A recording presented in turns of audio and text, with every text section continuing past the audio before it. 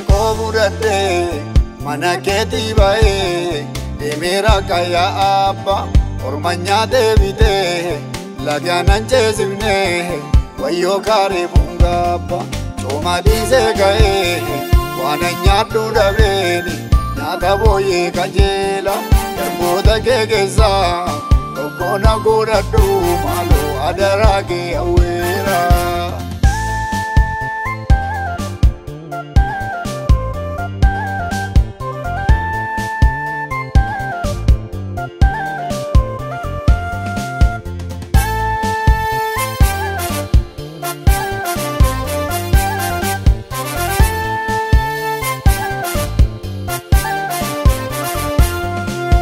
Zanangale utunya deruku bakena wisiza utudna jalatu idesir kabae argadera gadiza anore bunarga manaketi banani ulfini kanjire nyata boye nyatu argachu daddabe ani wayo kabaye njore eko budate mana keti bae demera kaya apa ormanya devite lagyanan chesivne wayo kare bungapa choma dise gae wananya dudaveni nyata boye kajela boda gegeza okona gora du malo adarage awera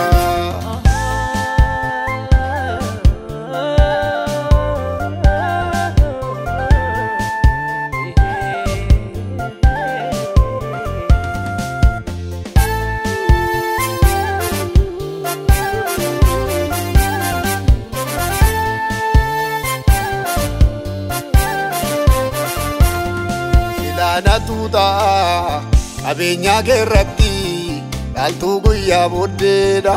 anu akasin sene ga ako irmate wayo managedi baera namanna goyomse abjudu ga bakatu baera managedi erganar karabe warri ganna basan suni nagatani baketi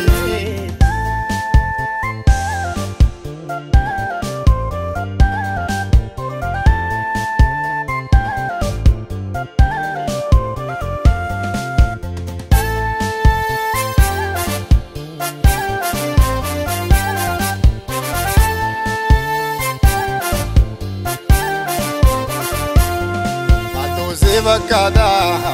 ila adunyada choma mana kekeza fatani bulu orani jirachutu bayena magumsa wayo kalbi lawa turena mabgala erga kesa darbani ni homa dawe sitara galbata yesus ebotav gaggabani eko budate mana keti bae demera kaya apa ormanya devite lagyanan chesivne wayo kare bungapa choma dise gae wananya dudaveni nyata boye kajela boda gegeza okona gora du malo adarage awera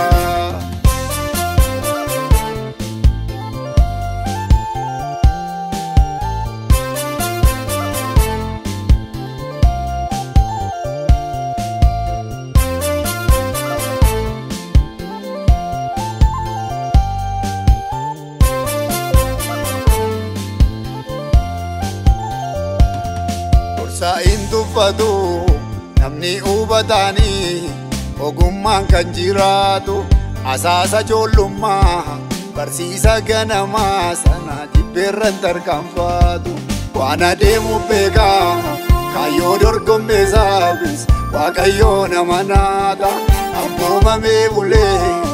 ubannan jiratetu ebba aburanyata eko budate mana keti bae demera kaya apa ormanya devite lagyanan chesivne wayo kare bungapa choma dise gae wananya dudaveni nyata boye kajela boda gegeza na godhadhu maaloo adaraa kee awweera. Wayyoo qalbii dhabaa.